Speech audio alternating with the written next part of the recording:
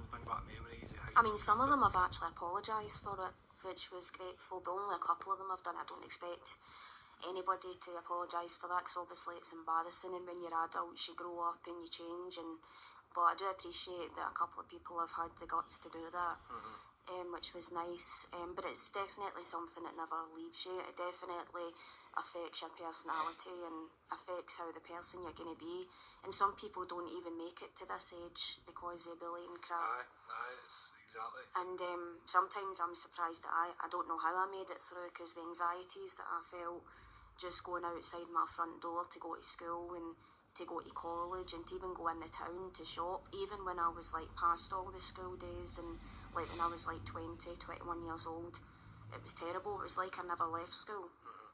And then like when I would go on nights out and stuff, there would be girls that I would have some issues with that would just never leave me alone, kind of thing. But it's horrible. It's just like you're constantly trapped in that time period of your life, and it just never leaves you. But I'm grateful it stopped now. Like, I've had about 4 years of peace. Like, there is still wee things now and then, but it's nowhere near as bad as what it used to be. And I feel like now I'm a grown woman and I'm in my 30s, like, I just don't stand for it anymore. No, exactly. I think it's really different when you're an adult and when you're a child, because when you're a child, you're scared shitless. And at school, I didn't really have a lot of friends. I don't know why. I think it was just in fourth year, like the whole year was against me by that time, the whole entire year. And I don't know why. I really don't. I did go with somebody at the time back then who, in our generation, all the guys hated him, all the girls wanted him, and all the girls wanted to bar me because they wanted him. And that's just how it was. It sounds pathetic as we're sitting here as adults, but that was what my life was. They probably know who I'm talking about if they're listening. But it's alright, I forgive them, it's just kiddie stuff. But yeah, that's how it was between fourth year, and I didn't pass any of my exams because of the stress and anxiety. I didn't care, I just wanted out. As soon as I turned 16, I went and got my leavers form, got my teachers to sign it, and I was like, goodbye. Straight out the door. Aye, straight out the door. So anybody that has kind of gone through bullying, like getting bullied at school, like even bullies themselves, what advice do you actually can you give them to like get help? Because it's like you said, you could go to school and say, "Oh, I'm getting bullied." There's always so much a school can actually do. Because school can't protect you. I'm sorry, but they can't. Like, they couldn't protect me. They couldn't protect one of my family members that was getting it when she was at school, and it's just too big an issue that they probably could if they like worked more on it, but the generations are just getting worse, especially with like social media and everything.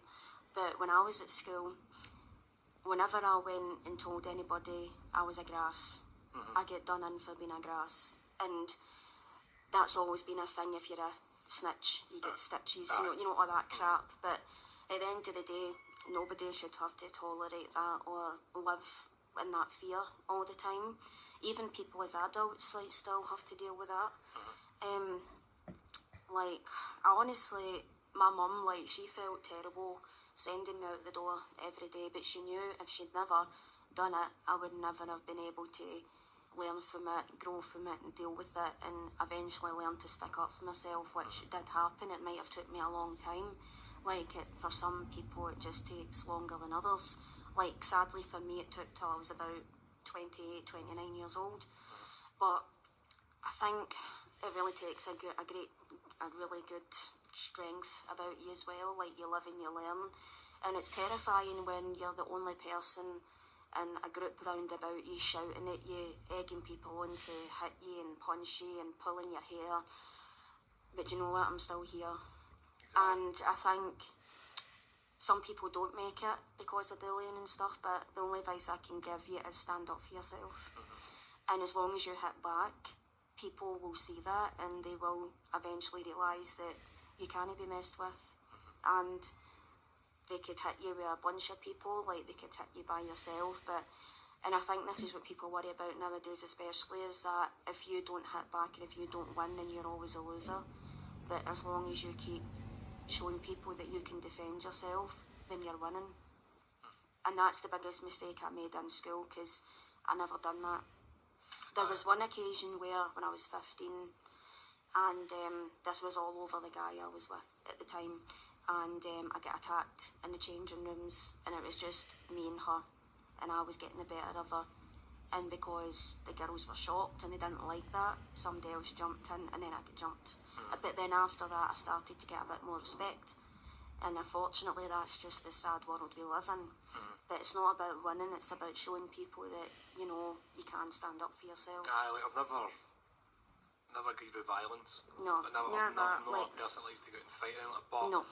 I know what you're saying, like, sometimes when there's nothing else to do, when you're in that position. In fact, thankfully I've never been in that position, but I can imagine you can run and tell somebody, but like you know yourself, that's not going to stop it. So sometimes you do need to take that step and retaliate in a violent way, and sometimes that's the only way to get it to stop. And it's horrible. It's a really horrible situation to be in. It's horrible because I'm not a fighter at all. Like, anybody that knows me, like people that I'm still friends with when I was friends with in school, like they'll even tell you that I'm not a argumentative conflict person, but sometimes you just can't help it with the situations you're put in. And I mean, I would never start a fight, never.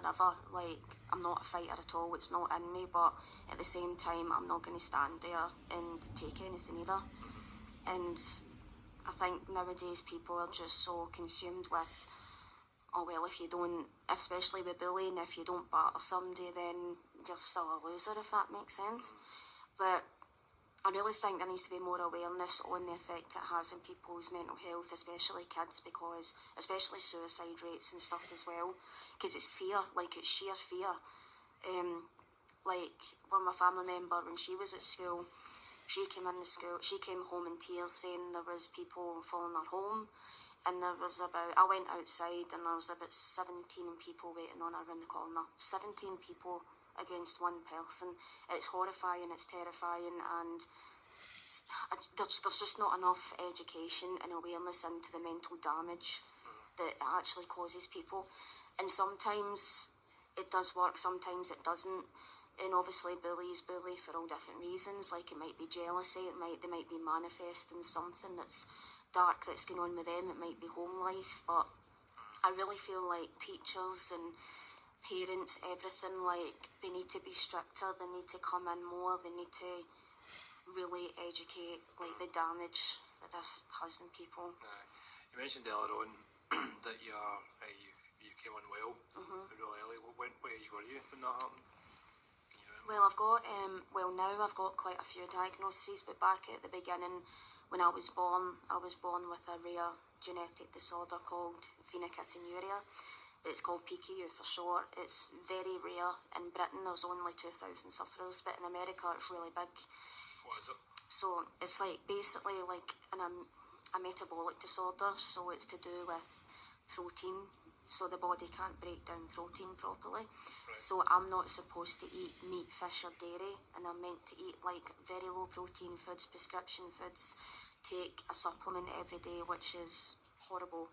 It tastes vile. Like, I've never really been able to tolerate the PKU diet or a supplement, and the circumstances with that, when I was younger, because of how unwell I was, like, the medical teams were just so desperate, and they like force fed me things, and I ended up developing like a smell and taste phobia. I couldn't swallow medication, like tablets, anything. I couldn't smell certain things, and they told my mum and dad to starve me, but of course they would never do that because they're great parents, always have been, always will be. So that's why I got a peg tube in my stomach. Had that in for 10 years, and everything just went through there. And then that fell out when I was 13, and because I was losing so much weight, I got moved to the adult clinic, and the consultant says, I'm quite happy for you to go on a normal diet, you're losing too much weight. And we all had a relief at that time, so I was like, oh my god, I can eat like normal people. But I was getting better physically, but mentally it was giving me brain damage, because if there's too much protein in the blood, it damages the brain, so it damages your cognitive function, like your understanding, memory,